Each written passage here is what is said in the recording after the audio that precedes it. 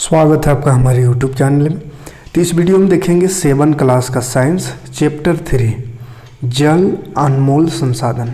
ठीक, water valuable resource, यानी पानी जो है बहुत ही वैल्यूएबल रिसोर्स है, यानी एक अनमोल संसाधन है। पानी के बिना हम जीवन की कल्पना नहीं कर सकते हैं। तो यही पानी का जो महत्व है, उसी महत्व को इस अध्याय में हमको चर्चा करना है। ठीक, तो चलिए 2 चैप्टर कंप्लीट हो चुका है साइंस का 7 क्लास। ना देखो तो प्ले लिस्ट बन चुका है, प्ले लिस्ट में जाकर आप एक लाइन से देख सकते हैं। और मैथ खत्म हो गया, मैथ का भी प्ले लिस्ट है, वहाँ भी जाकर देख लीजिएगा। ठीक है, और क्वेश्चन आंसर अभी नहीं करा रहे, क्वेश्चन आंसर कुछ और चैप्टर हो जाए उसके बाद क्वेश्चन आंसर भी करा देंगे शुरू से, पहला चैप्टर से। ठीक है, अभी समझते चलिए, या आपने सोच सके तो क्वेश्चन आंसर कर दीजिए। मेरे पास अभी क्वेश्चन नहीं है, इसलिए क्वेश्चन आंसर नहीं करा रहे हैं। चलिए शुरू करते हैं। तीसरा चैप्टर, जल एक अनमोल संसाधन है ना। पानी अनमोल है। कैसे है अनमोल जानते तो होंगे, लेकिन और विस्तार से यहाँ जानेंगे। आपने समाचार पत्रों, रेडियो, टेलीविज़न द्वारा प्रसारित समाचारों में जल संकट की चर्चा एवं दृश्य देखे होंगे। आसपास नलों और चापाकल के सामने पंक्तियों में लगकर पानी भरती महिलाएं, कभी कभी इन लंबी कतारों में लड़ाई झगड़े, जल की मांग के लिए धरने और प्रदर्शन आदि। ऐसा दृश्य विशेषकर गर्मी के दिनों में देखने को मिलता है। तो पानी के बारे में, पानी की कम संकट, जल संकट का चर्चा आपने बहुत सारे न्यूज़ चैनल और अपनी आंखों से भी देखा होगा। आसपास के नल चापाकल में किस तरह भीड़ रहता है पानी लेने के लिए, है ना। और कभी कभी लड़ाई झगड़ा भी हो जाता है पानी में के लिए, है ना। तो ये गांव में तो खैर चापानल सब में भीड़ रहता है, लेकिन शहर में जाइएगा तो और ज़्यादा समस्या है। शहर में तो बहुत ज़्यादा लड़ाई झगड़ा भी हो जाता है। पानी लेने के लिए आदमी को 12-1 बजे रात को लाइन लगना पड़ता है, तब जाके किसी तरफ पानी मिलता है ना। तो पानी का बहुत ज़्यादा समस्या है, खास करके गर्मी के दिनों में, है ना। चलिए आगे देखते हैं। यहाँ पे देखिए, आपने विद्यालय, प्रखंड कार्यालय और बाजार में बड़े बड़े पोस्टरों को देखा होगा। इसमें जल की बचत के संदेश होते हैं। तो देखिए, बहुत सारा आपने पोस्टर लगा हुआ देखा होगा, है ना। उस पोस्टर में कहीं कहीं पे लिखा हुआ रहता है जल ही जीवन है ना। जल ही जीवन है, तो कहीं लिखा हुआ जल है तो कल है ना। यानी कुछ संदेश दिया हो रहा था ताकि लोग जागरूक हो, है ना। इन संदेशों को अपनी कॉपी में लिखिए और अपने दोस्तों को चर्चा कीजिए कि इन संदेशों से आप क्या समझते हैं। तो जैसे जितना ये सब संदेश लिखा हो रहा था पोस्टर सब में, जल है तो कल है, जल ही जीवन है, इस टाइप का, वो सबको लिखने बोल रहा है और इस पर चर्चा करना है। तो चर्चा करते रहिएगा लिख के, है ना। हम आगे बढ़ते हैं। क्रियाकलाप एक है, नीचे दी गई जल की आवश्यकता की सूची को पूरा कीजिए। यहाँ पे जल की आवश्यकता की सूची दिया हुआ, इसको पूरा कीजिए। भोजन, मनुष्य के लिए भोजन बोलते हैं, हाँ।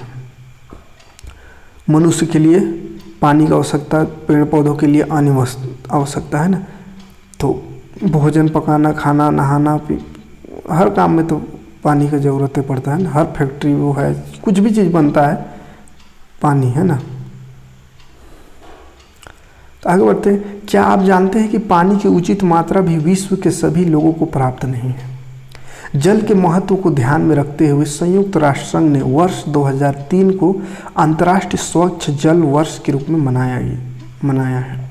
जल संरक्षण की महत्ता को दर्शाने के लिए प्रत्येक वर्ष 22 मार्च, याद रखिएगा 22 मार्च, विश्व जल दिवस के रूप में मनाया जाता है ना। 22 मार्च को विश्व जल दिवस के रूप में मनाया जाता है।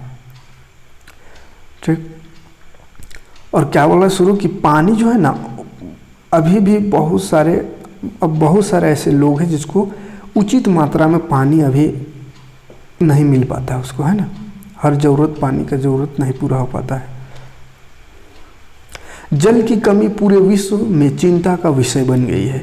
ऐसा अनुमान है कि अब से कुछ ही वर्षों में विश्व के 1/3 से अधिक जनसंख्या को जल की कमी का सामना करना पड़ेगा।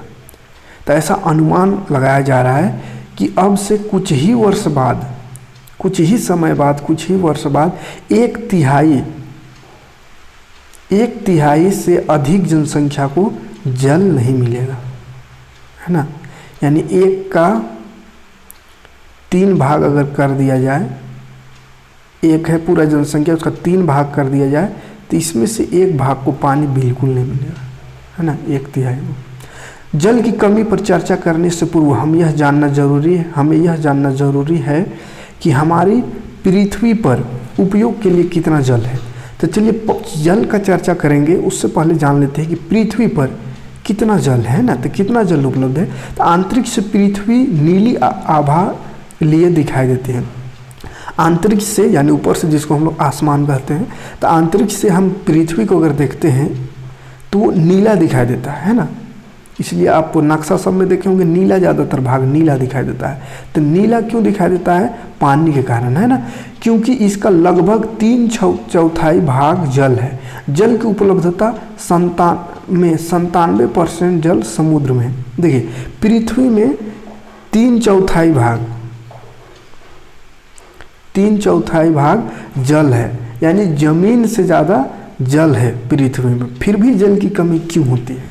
जल जो है पृथ्वी में 3/4 यानी कि जितना जमीन है उससे ज़्यादा कहीं इसमें क्या चीज़ है? पानी है ना, फिर भी क्यों पानी की कमी होती है? तो देखिए कारण क्या है। तो सबसे बड़ा कारण है कि 97% जल, जितना पानी है पृथ्वी में उसमें से 97% जल जो है समुद्र में है। अब ये जो समुद्र का पानी है ये तो पीने योग्य नहीं है, ना सिंचाई के योग्य है, क्योंकि ये खारा होता है। क्या होता है? खारा। तो समुद्र में ज़्यादातर पानी 97%, ध्यान दीजिएगा, 100 में 97 चल गया समुद्र में, तो बच गया कितना? मात्र 3%। अब इस 3% में भी बर्फ़ के रूप में है बहुत सारा, है ना, 2% जल बर्फ़ के रूप में होता है। समुद्र में खारे जल के रूप में उपस्थित है कितना? तो 97% देखिए खारे जल में यानी समुद्र में है।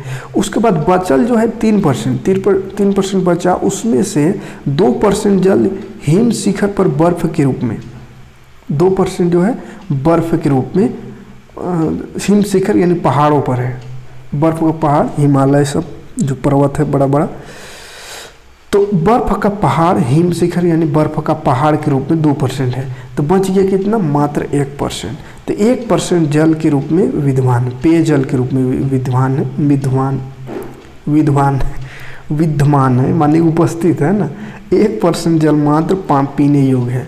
तो याद रखिएगा इस चीज़ को, 100% जो पानी है उसमें 97% तो समुद्र ले गया, 2% बर्फ़ के रूप में, तो ये तो अनुपयोगी है, कोई काम का नहीं है। बाकी जो बचा 1% यही हमारे काम का होता है, पीने योग्य होता है, ठीक। इसीलिए पानी की इतनी संकट है, इतना पानी होते हुए भी पृथ्वी में। देखिए पृथ्वी का ये देखिए थोड़ा नक्शा देखिए, यहाँ पे जो नीला भाग दिख रहा है ये सब पानी है, दिख रहा है। अब बाकी पृथ्वी कितना सा है देखिए, यहाँ पे है इतना सा, यहाँ भी इतना सा, और वही छोटा छोटा कहीं कहीं पे है ना, इतना ही पृथ्वी है। बाकी सब जितना नीला दिख रहा है वो सब पानी है। तो इतना ज़्यादा पानी है पृथ्वी पर, फिर भी पानी की कमी हो रही है, पानी से आदमी मर रहा है पानी की कमी से। तो उसका यही वजह है। 97% तो बेकार समुद्र में है और 2% बर्फ़ में है, 1% मात्र पीने जैसा पानी है, ठीक। चलिए आगे बढ़ते हैं। तो आगे है सारणी में दिए विभिन्न चरणों का अनुसरण करते हुए पृथ्वी में उपलब्ध अलवण जल का आकलन कीजिए। अलवण जल यानी जो खारा नहीं है ना, उसका आकलन करना है। पृथ्वी पर उपलब्ध अलवण जल का आकलन देखिए, ये एक दिया हुआ है, लगभग 20 लीटर क्षमता वाले एक बाल्टी को पूरा जल भरते हैं। चरण चित्र ये भरा हुआ है। टिप्पणी, मान लीजिए कि बाल्टी का जल पृथ्वी पर उपलब्ध कुल जल को दर्शाता है। देखिए इसको समझाया है कितना बेहतरीन तरीके से। जो पानी इतना ज़्यादा है उसमें से पीने की कमी क्यों हो जाती है, तो उसके लिए ये समझाया गया है। यहाँ पे देखिए, मानना क्या कि 1 बाल्टी पानी है, तो ये 1 बाल्टी पानी मान चलिए अगर पूरा पृथ्वी में है, तो 5 ml क्षमता का चम्मच लीजिए और बाल्टी में से 100 चम्मच जल मग जैसे किसी छोटे पात्र में निकालिए। फिर एक जग माने वहाँ से 1 चम्मच से 100 चम्मच यहाँ निकालना है पानी। तो ये जो 100 चम्मच पानी निकाले वो पृथ्वी पर उपलब्ध अलवण जल को प्रदर्शित करता है। माने 1 बाल्टी में 100 चम्मच, तो 100 चम्मच पे कितना होगा? 1 गिलास नहीं होगा सही से, तो 1 बाल्टी में 1 गिलास पानी है जो अलवण के रूप में है, यानी ये खारा नहीं है। लेकिन इसमें भी मग से 30 चम्मच जल कांच के गिलास में निकालिए।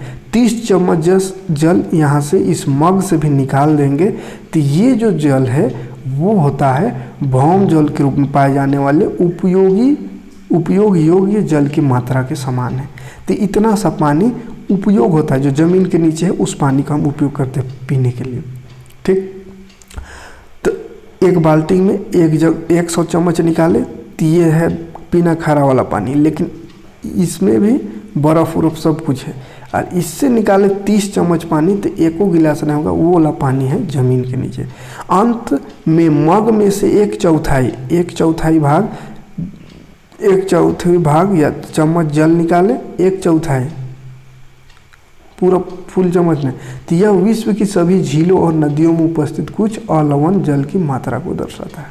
ठीक है, तो एक बाल्टी पानी में देखिए कुछ चम्मच पानी ही पीने योग्य है अगर एक बाल्टी माना जाए तो। ठीक है, इसीलिए इतना संकट है पानी का। चलिए आगे बढ़ते हैं। देखिए, हम में से अधिकांश लोग जल को एक सीमित संसाधन मानते हैं। सीमित मतलब खत्म हो जाएगा ऐसा मानते हैं। क्रियाकलाप से क्या आपको मानव उपयोग के लिए उपलब्ध जल की वास्तविक स्थिति का आभास हुआ?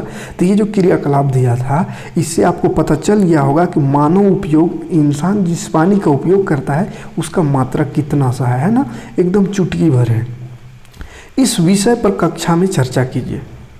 तो चर्चा करिए इस पर, है ना। जल की अवस्थाएं हम देखिए। प्रकृति में जल ठोस, द्रव तथा गैस अवस्था में पाई जाती है। जल तीनों अवस्था में पाया जाता है। ठोस भी रहता है, मैंने कठोर बर्फ है ना, ठोस बर्फ हो गया। द्रव जिसको पानी कहते हैं हम लोग, ये द्रव अवस्था में होता है। और गैस अवस्था में होता है ना, वाष्प बन के उड़ता है गैस अवस्था में। जल का ठोस रूप बर्फ कहलाता है या ओला, है ना, बर्फ या ओला होता है।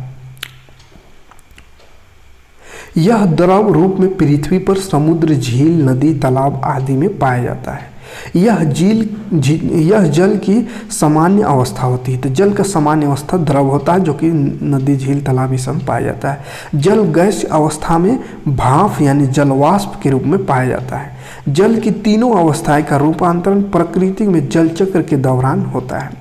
तो ये 3 अवस्था होता है पानी का, और ये तीनों अवस्था होता है जल चक्र के दौरान।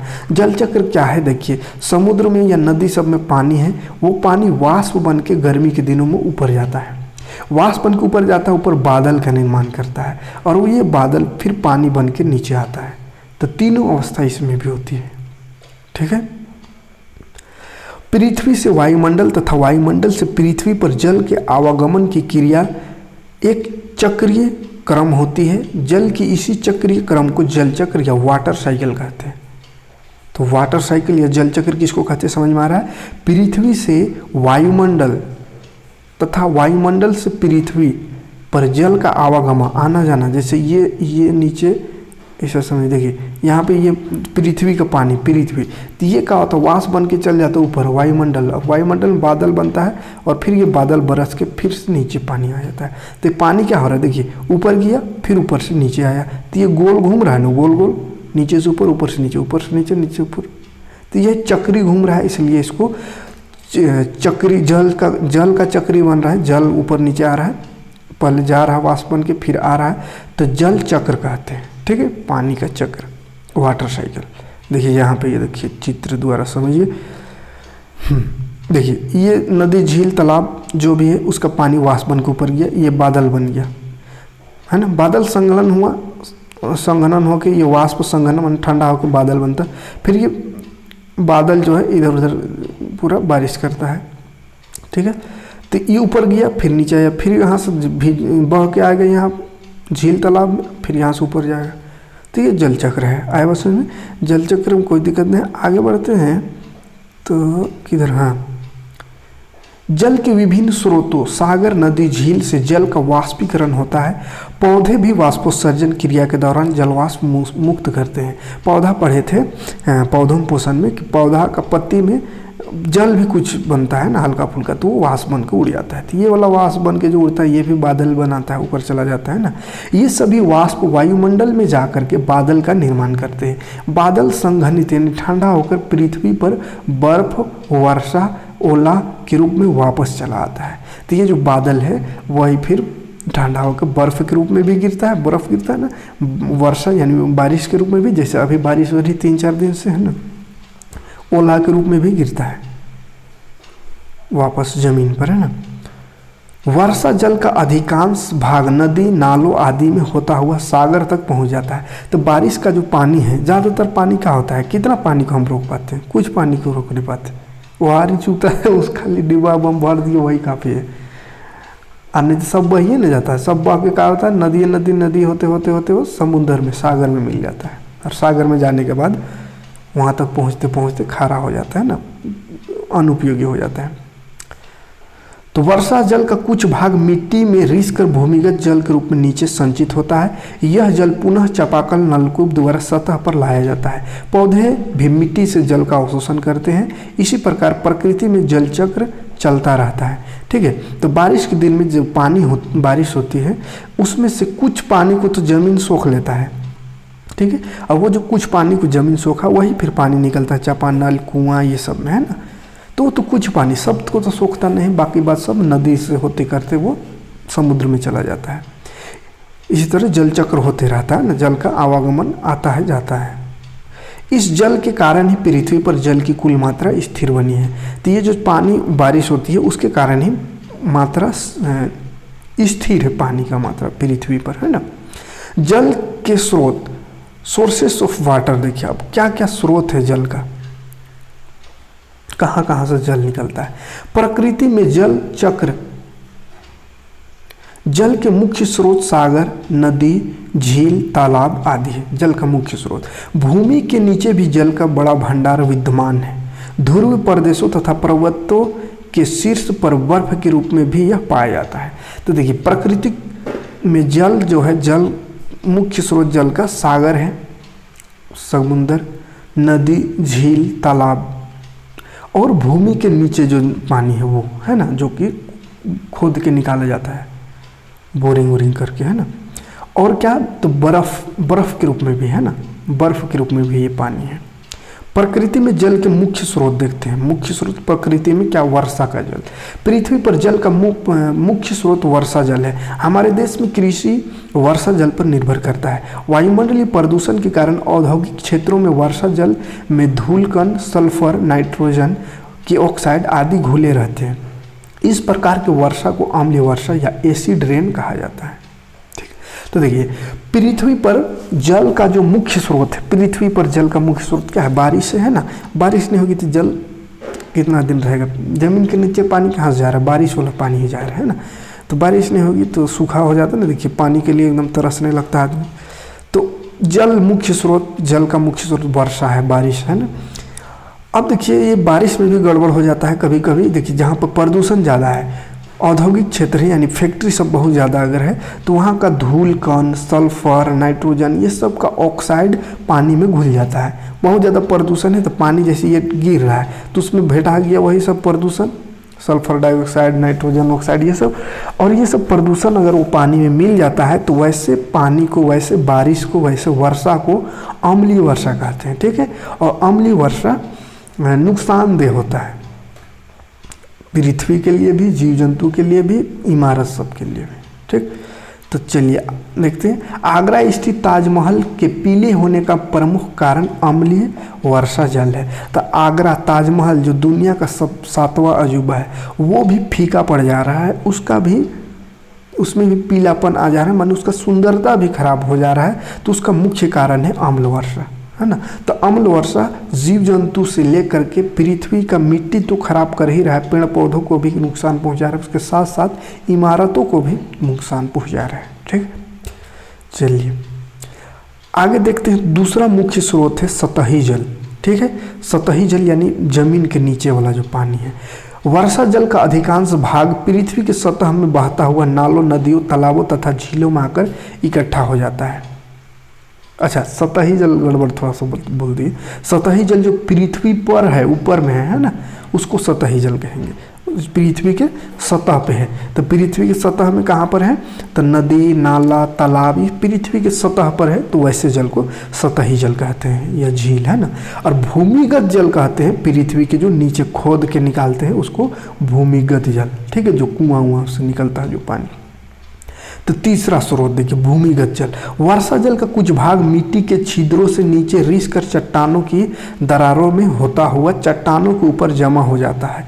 जल के इस प्रकार रिसने की प्रक्रिया को अंतःस्यंदन या इनफिल्ट्रेशन कहा जाता है। भूमि के नीचे वाले सतही जल को भूमिगत जल कहा जाता है। तो भूमिगत नीचे जो सतह, भूमि के नीचे का जो जल है उसको भूमिगत जल कहते हैं, ठीक है। और ये भूमिगत जल कहाँ से आया, तो बारिश होता है, उसको मिट्टी जो है सोख लेता है, और नीचे जो पत्थर है, चट्टान है, नीचे भी चट्टान है पृथ्वी में मिट्टी के नीचे, तो वही चट्टान के ऊपर पानी जमा हो जाता है। वही पानी फिर कुआं से निकलता है, पझरा जिसको बोलते हैं देहात में। इसके ऊपरी सतह को भौम जल स्तर वाटर लेवल कहा जाता है। इसकी ऊंचाई अलग अलग स्थानों पर भिन्न भिन्न होती है। चापाकल तथा नलकूप द्वारा पानी इसी स्तर से निकलता है, तो इसका ऊंचाई अलग अलग स्थानों पर अलग अलग होता है। कहीं कहीं पे कम गड्ढा खोदने से पानी निकल जाता है, कहीं कहीं पे बहुत ज़्यादा खोदना होता है, ठीक है। आवाज समझ में यहाँ तक। देखिए भौम जल स्तर, यहाँ पे देखिए चित्र की सहायता से प्रयास किया है दिखाने का। हाँ, ये भूमि है, ये भौम जल स्तर है, ये भौम जल है। भौम जल ये पानी है, तो भौम जल स्तर इतना यहाँ पर है, माने इतना खोदेंगे यहाँ से यहाँ तक तो पानी मिल जाएगा, ठीक है। ये सब चट्टान के ऊपर है। चलिए आगे देखते हैं भौम जल स्तर में कमी या अपक्षय है। भौम जल स्तर में कमी क्यों आ रहा है, यानी जमीन के नीचे का जो पानी है उसमें कमी काहे को आ रहा है।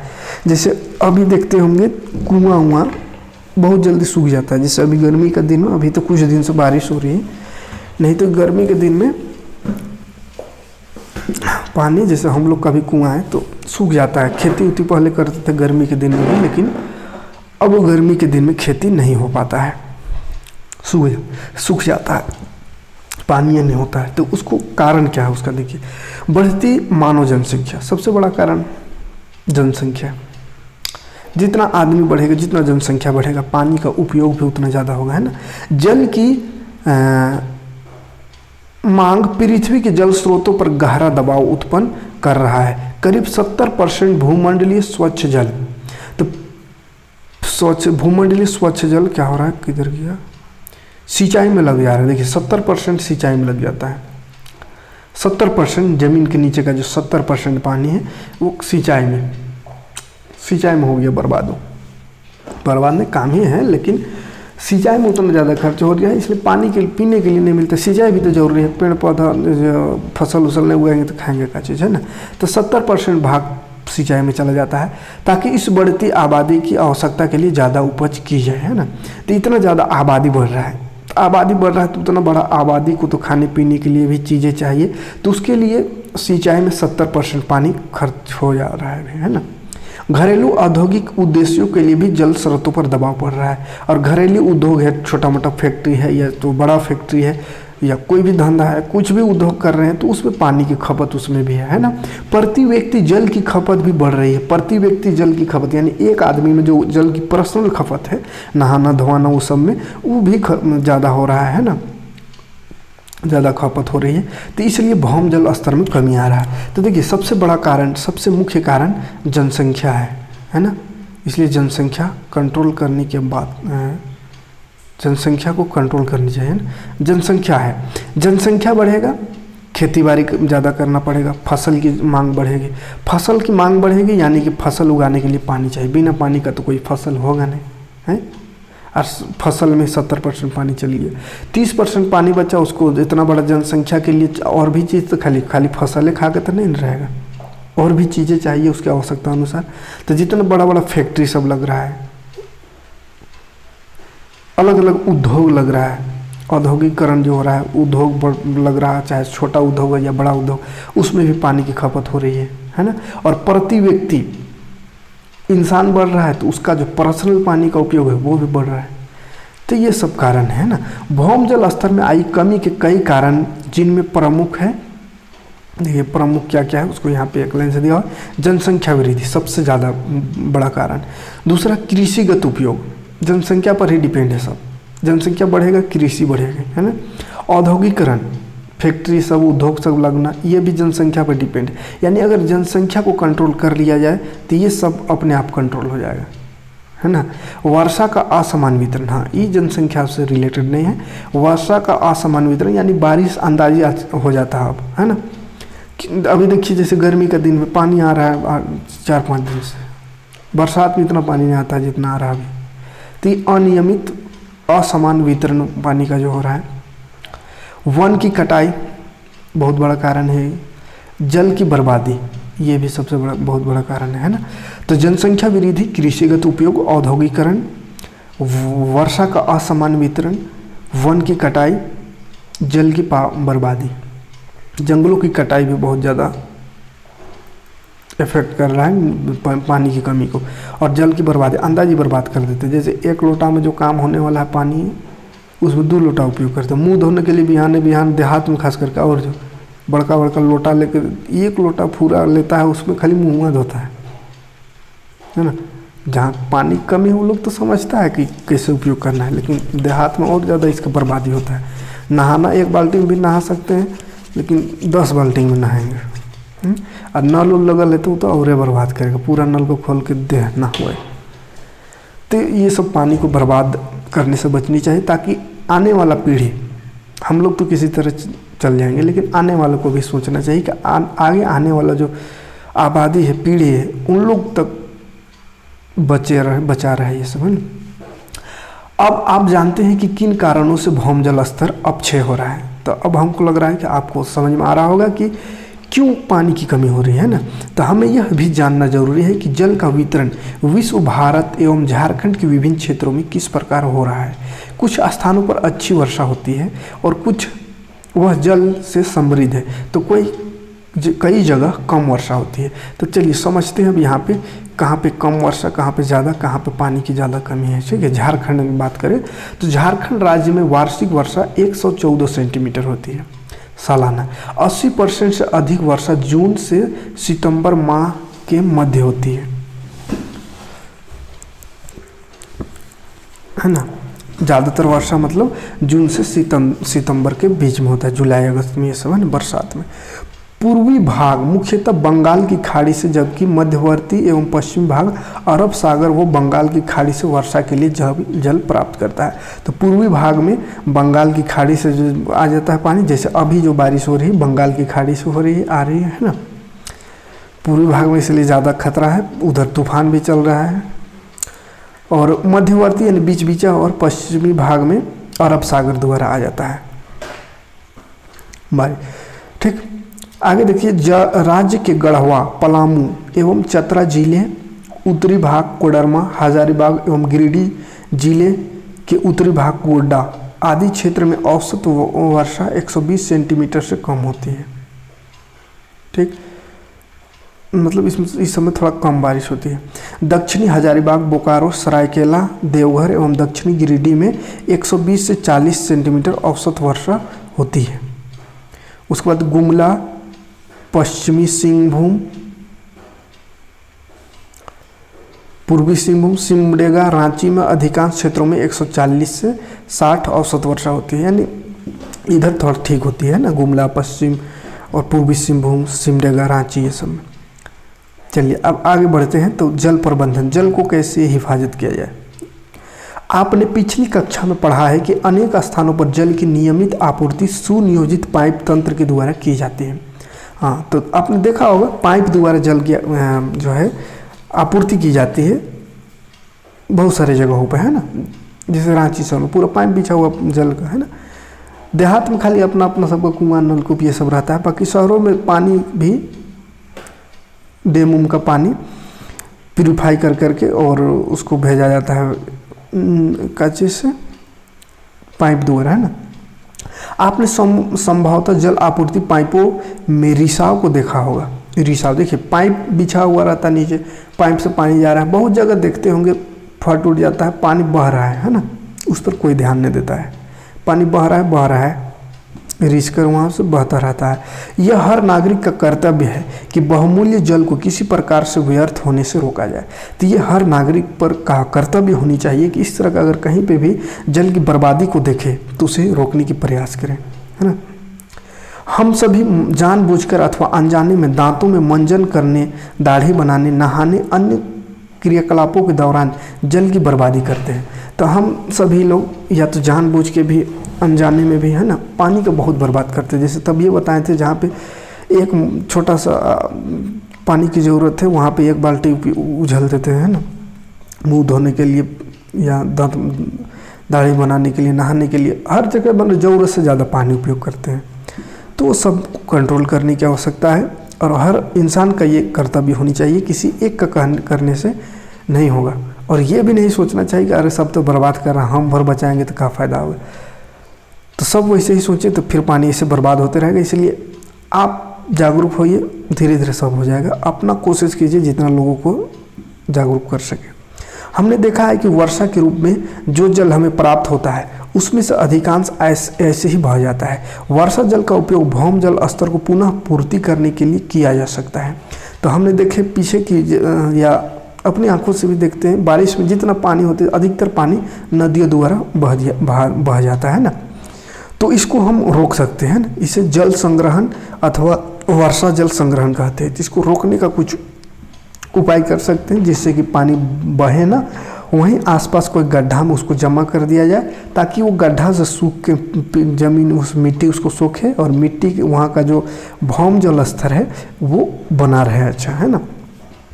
तो ये काम कर सकते हैं जल संग्रहण जिसको कहते हैं। तो चलिए जल संग्रहण बढ़िया से समझते हैं क्या होता है।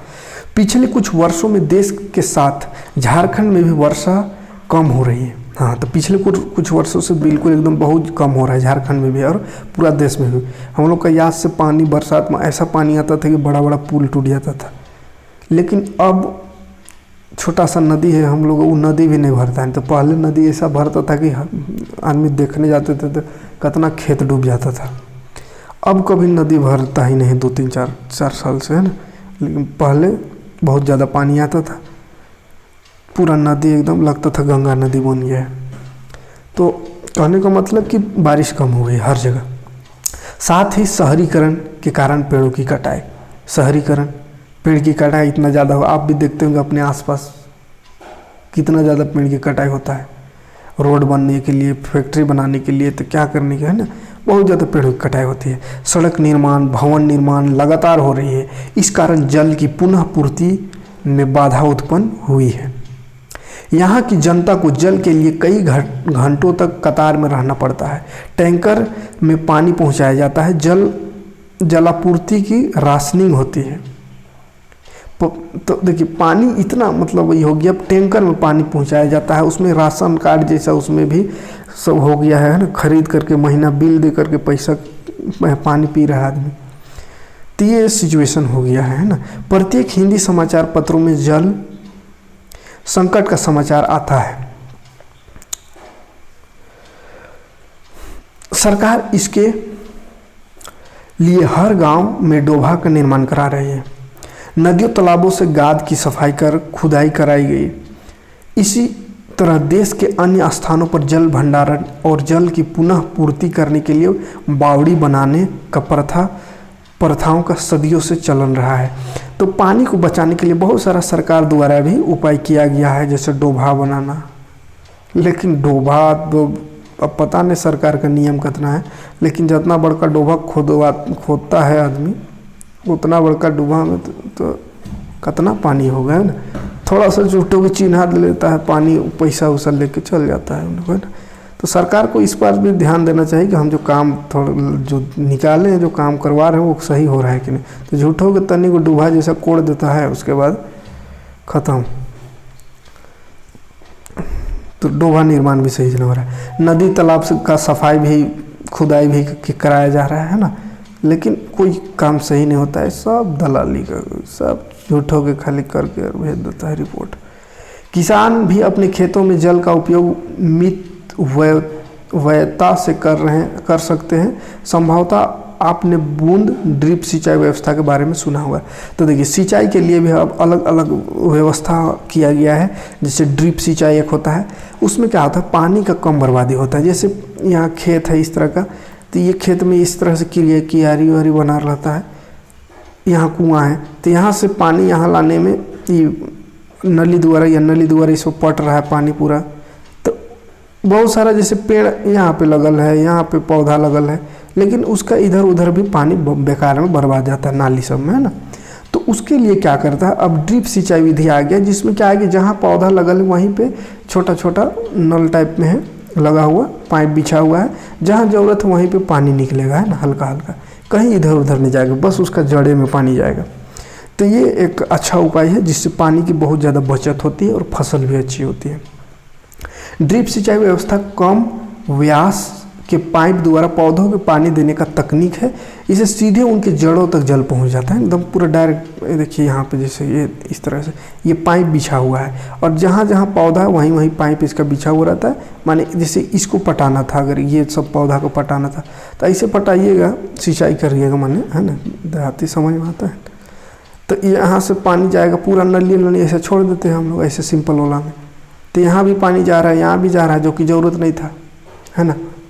फिर इधर से यहाँ लाने के लिए फिर यहाँ पानी जा रहा है, ज़रूरत नहीं था। तो इसीलिए ये जो नल हो, इस ड्रिप सिंचाई है, इसमें पाइप बिछा हुआ है डायरेक्ट पौधे में, डायरेक्ट पौधा में पानी, है ना। तो बर्बादी बहुत कम होता है इसमें पानी का। तो ये उपाय भी सबको करना चाहिए, लेकिन ये बड़े किसान लोग करते हैं। अभी हम लोग छोटे मोटे किसान में उतना पैसे नहीं रहता है वो सब लगाने का, कहाँ से किया। हाँ, फिर बोरिंग वोरिंग भी चाहिए बढ़िया उसके लिए। तो ये हो गया। अब आगे देखिए, ये ड्रिप सिंचाई समझ में आ गया। आगे है पौधों पर जल की कमी पर का प्रभाव। कितना लंबा है, खत्म हो गया, चलिए जल्दी खत्म कर देते हैं, ज़्यादा लंबा नहीं हो रहा है, घबराइएगा नहीं, कितना हो रहा है, 1 घंटा लगभग हो ही जाएगा। चलिए, पौधों पर जल की कमी का प्रभाव। पौधा में अगर जल की कमी हो तो क्या प्रभाव पड़ेगा। गमले में के पौधों में अगर कुछ दिनों तक पानी नहीं दिया जाए तो क्या होगा, मर जाएगा, है ना। पौधे अपना भोजन बनाने के लिए मिट्टी से पोषक तत्व तथा साथ साथ जल की आवश्यकता होती है। भोजन बनाने के लिए उसको भी पानी की आवश्यकता होती है, पोषक तत्व की आवश्यकता होती है। नहीं पानी मिलेगा तो जल के अभाव से पृथ्वी की हरियाली समाप्त हो जाएगी, यानी पेड़ पौधे मर जाएंगे, है ना। पौधों पर निर्भर रहने की वाले जीव एवं मनुष्य का अस्तित्व भी खतरे पर पड़ जाएगा। देखिए, सब एक दूसरे पर रिलेटेड है, सब एक दूसरे पर आश्रित है। ऐसा नहीं कि पेड़ पौधा मरेगा तो हम लोग को कोनो नहीं होगा, सब मर जाएंगे। पानी नहीं रहा तो एक तो आदमी में डायरेक्ट असर कर रहा है, पानी जो है वो मानव में डायरेक्ट असर कर ही रहा है। पानी की कमी, प्यास से मर रहा आदमी, पानी की कमी हो रही है, किल्लत पानी की बहुत ज़्यादा हो रहा है। उसके साथ साथ पेड़ पौधा को भी दिक्कत हो रहा है। तो अगर पेड़ पौधा भी, अगर हम लोग को पानी मिल भी जाए बढ़िया, इधर उधर से हम जुगाड़ कर भी ले, अगर पेड़ पौधा पानी की कमी से मर गया तो पेड़ पौधा नहीं रहेगा तो इंसान रह सकता है या अन्य जीव रह सकता है, नहीं रह सकता है। सब एक दूसरे से रिलेटेड है, एक दूसरे पर आश्रित है ना। पेड़ पौधे नहीं है तो कोई भी जीव जंतु या मनुष्य का अस्तित्व भी खतरे में पड़ जाएगा, नहीं रह सकते। कहा कि ऑक्सीजन हमको पेड़ पौधा ही देता है। अभी देख रहे हैं ना ऑक्सीजन की क्या हालत है, कोरोना में ऑक्सीजन की कमी से लोग मर रहे हैं, और ये पेड़ पौधा हमें फ्री में ऑक्सीजन देता है, लेकिन इसका कद्र नहीं करते। और अभी 10,000 20,000 लगा के ऑक्सीजन की कमी से मर जा रहा है। तो इसीलिए हमें देखिए, पढ़ाई का मतलब ये नहीं होता सिर्फ एग्जाम पास करना। हम बार बार बोलते हैं, पढ़ रहे हैं तो आप अपने अंदर वो सोच विकसित कीजिए, अपने अंदर वो चीज़ लाइए कि हम मतलब क्या हो रहा है क्या नहीं हो रहा, उसको समझने की प्रयास करें और उस पर अमल भी करें। पेड़ पौधों को बार बार पढ़ते हैं कि बचाना है, पेड़ पौधा ही जीवन है हमारा, तो इसको लगाने का भी प्रयास करें, पेड़ पौधों को बचाने का प्रयास करें। ऐसा नहीं कि पढ़ रहे हैं तो एग्ज़ाम पास करने के लिए पढ़ रहे हैं। एग्ज़ाम में पूछेगा पेड़ पौधा का क्या उपयोग है तो बड़का बड़का उपयोग लिख देंगे, लेकिन वही घरवा में एक पेड़ पौधा नहीं लगाएंगे। कुछ पेड़ पौधा रहेगा उसको भी उखाड़ फेंकेंगे। तो ये सब गलती नहीं करनी चाहिए। पेड़ पौधों को कटाई को एकदम रोकना चाहिए, है ना। एक पेड़ काट रहे हैं तो उसके जगह 2 पेड़ कम से कम लगाइए ज़रूर, है ना। पेड़ काटना पड़ जाता है, वैसा नहीं कि कब काट भी मत कीजिए, तो काटिए, लेकिन उसके जगह में 2-3 को पेड़ पहले उसको उगा लीजिए वहाँ पे, तब पेड़ काटिए, है ना। तो आप अपने अंदर बदलाव लाना है आपको पढ़ लिख के, है ना। ऐसा नहीं कि खाली एग्जाम पास करने के पढ़ लिए। तो पौधा पर निर्भर रहने वाले जितना जीव जंतु हैं, यहाँ तक मनुष्य, सबका अस्तित्व खतरे में पड़ जाएगा अगर पेड़ पौधा ना रहे। ठीक, पौधों के ना रहने पर ना पृथ्वी पर पर्याप्त भोजन ऑक्सीजन उपलब्ध होगी और ना ही पर्याप्त वर्षा होगी। पेड़ पौधा नहीं रहेंगे तो खाएंगे क्या चीज़? पेड़ पौधा से ना चीज़ खाते हैं हम लोग। ऑक्सीजन सबसे बड़ा समस्या। ऑक्सीजन से अभी देखते होंगे न्यूज, या अपना गांव घर में भी देख रहे होंगे, ऑक्सीजन से कितने लोग की जान चली गई ऑक्सीजन की कमी से। तो सोचने की ज़रूरत है इस पर, है ना, कि जो फ्री में ऑक्सीजन दे रहा है उसका हम कदर नहीं कर रहे हैं। अभी पैसों से ऑक्सीजन ले रहे हैं लेकिन भी जान नहीं बच रहा है। ना पानी होगी, है ना, अच्छा से बारिश होगी पेड़ पौधे की कमी से, यानी कुछ भी नहीं हो सकता पेड़ पौधा ना रहे तो। इससे संबंधित अनेक समस्याएं उत्पन्न हो जाएगी। यानी जीवन का कल्पना संभव ही नहीं है अगर पेड़ पौधा ना रहे। ठीक, तो पेड़ पौधों को ज़्यादा से ज़्यादा लगाइए। इस चैप्टर में मेन अंश यही है, पेड़ पौधा जितना हो सके लगाएं, पहला बात। दूसरा बात, पानी को बर्बाद होने से बचाएं। ठीक है, जहाँ पे एक लोटा में काम चल जाए, लोटा समझते हैं ना, वहाँ पे 2 लोटा का उपयोग ना करें, है ना। एक बाल्टी का से काम चल जाए, वहाँ 2 बाल्टी का प्रयोग ना करें, कम से कम उपयोग करें। मतलब जितना ज़रूरत है, ऐसा नहीं कह रहे कि आप नहाबे मत कीजिए, कपड़े नहीं, लेकिन जितना ज़रूरत है उतना कीजिए। बेकार का पानी बर्बाद मत कीजिए। ठीक, ताकि आप भी सही रह सके, आपका आने वाला जो हमारे बाद जो आने वाला पीढ़ी है वो लोग को भी पानी पर्याप्त हो सके। वरना कुछ ही समय में मौत, अभी ऑक्सीजन की कमी से हो रही है, फिर पानी की कमी से भी इसी तरह का मौत होगी। वैसे पानी की कमी से तो मौत होती ही है बहुत जगहों पर, प्रदूषित पानी पीने की वजह से। तो साफ सही पानी नहीं मिल रहा है तो इधर उधर का पानी पी रहा है, मर रहा है। चलिए आगे बढ़ते हैं। तो कुछ बातें यहाँ पे है, चैप्टर ख़त्म हो गया, लेकिन देखिए यहाँ पे कुछ बहुत ज़रूरी इम्पोर्टेंट चीज़ें दिया हुआ है। एक सिमोन उरांव, उसके बारे में बताया गया है। वो कौन थे, थोड़ा सा समझने का प्रयास कीजिए उसको, और ख़ुद भी उनके जैसे बनने का प्रयास करें। अभी भी है, थे बोल दिए कि हाँ अभी भी है शायद। झारखंड के सिमोन उरांव रांची जिले के बेड़ो प्रखंड के निवासी हैं। बेड़ो का सिमोन उरांव केवल 4ठी कक्षा तक पढ़े। देखिए 4थे क्लास तक पढ़े हैं। आप ये 7वां क्लास में पढ़ रहे हैं ना, अभी वो 4थे क्लास तक पढ़े थे। 4था क्लास तक भी कभी न कहीं वहाँ लिखा हुआ जरूर है, पानी बचाए पेड़ पौधा बचाए। तो बस उतने वो पढ़े, लेकिन इतना बड़ा काम कर गए कि आज हम उसको किताब में पढ़ रहे हैं। तो आप अभी पढ़ के matric, inter, graduation, MA, BA सब किसी का पढ़िए लीजिएगा और कुछ करिएगा नहीं तो कौन नाम लेगा, है ना। लेकिन ये 4थे तक पढ़ा, लेकिन 4था तक जो चीज़ पढ़ा उसको वो करके दिखा दिया, है ना। तो ये 4था कक्षा तक पढ़ने वाले सिमोन पिछले 1 सदी से सूखे के खिलाफ जंग लड़ रहे हैं। सूखे के खिलाफ इसने जंग लड़ रहे 1 सदी से, मैंने 10 साल से लगभग। उन्होंने जल संचयन के लिए अकेले 6 गाँव में तालाब खुदवाए। अकेले 6 गाँव में तालाब खुदवाया उसने। इसके अलावा वृक्षारोपण की अनूठी मिसाल पेश की। वृक्षारोपण, पेड़ पौधे लगाने का एक अनूठी मिसाल उसने पेश किया। अब इन गाँवों में साल में 3 फसलें उपजाई जा सकती हैं। जब सिमोन 28 साल के थे तो उन्होंने बारिश के पानी को नियंत्रण करने के लिए अल्प विकसित बांधें बनाई। बांध भी अपने से बनाया, है ना, बारिश को पानी को रोकने के लिए। अपनी देसी तकनीक के जरिए गांव वालों के सहयोग से सिंचाई के लिए पहला बांध गाय घाट का निर्माण किया। तो इन्होंने मतलब अपने देसी तकनीक से, गांव वालों की ही मदद से, बिना किसी सरकार या किसी के ये से, अपना गांव वाले से मदद से देसी तकनीक से बांध बनवाया, तालाब खुदवाया, ताकि और वहाँ पे पानी की कमी ना हो, है ना। और उसका देखिए क्या असर होगा। फिर उन्होंने गिरना बांध का निर्माण किया, है ना। 450 फीट लंबी इस नहर का निर्माण उन्होंने जंगलों और पहाड़ों को काट के कर दिया। सोचिए 450 फीट जंगल पहाड़ सब काट के वहाँ पे बांध बना दिया, नहर बनाया। इसके बाद उन्होंने दंसवाली बांध का निर्माण किया। दंसवाली बांध, उसके बाद उन्होंने कई बंजर जमीन को खेती लायक बनाया। साधारण जल संरक्षण के उपायों से उन्होंने 51 गाँवों का भाग्य बदल दिया। बताइए 51 गो गाँव, 51 गाँव का भाग्य, वो आसपास का गाँव को बदल दिया उसका भाग्य। अब इनमें विख्यात है, अब इनमें विख्यात है, हाँ, यहाँ 20,000 मीट्रिक टन सब्जी का उत्पादन होता है। झारखंड की इस मेहनती व्यक्ति को मीडिया ने जल पुरुष के नाम से नवाजा है।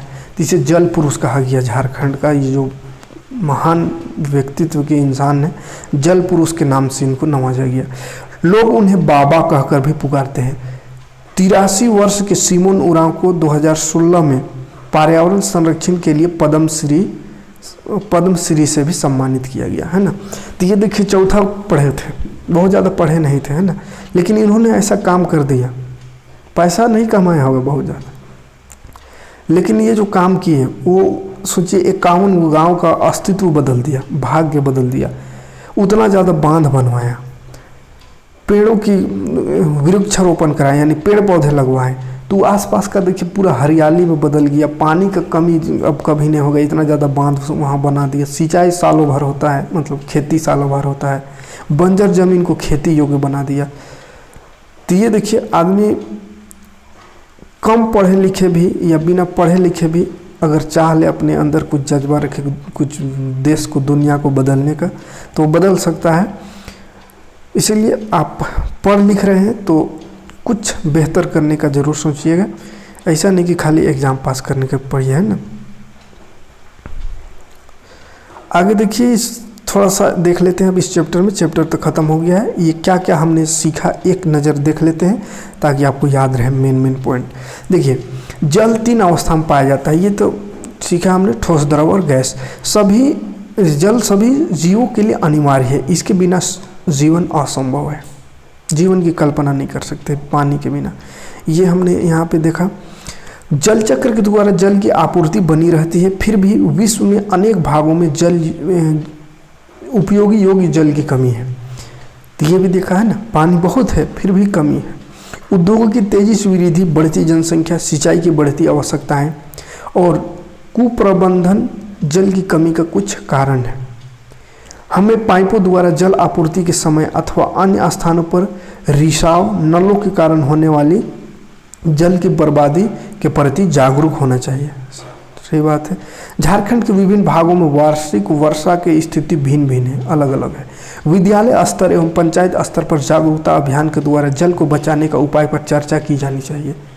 विद्यालय स्तर, पंचायत स्तर, गांव स्तर, हर स्तर से, घर का स्तर, जो स्तर हो सके अपना पर्सनल स्तर, हर संभव कोशिश करनी चाहिए जल को बचाने की।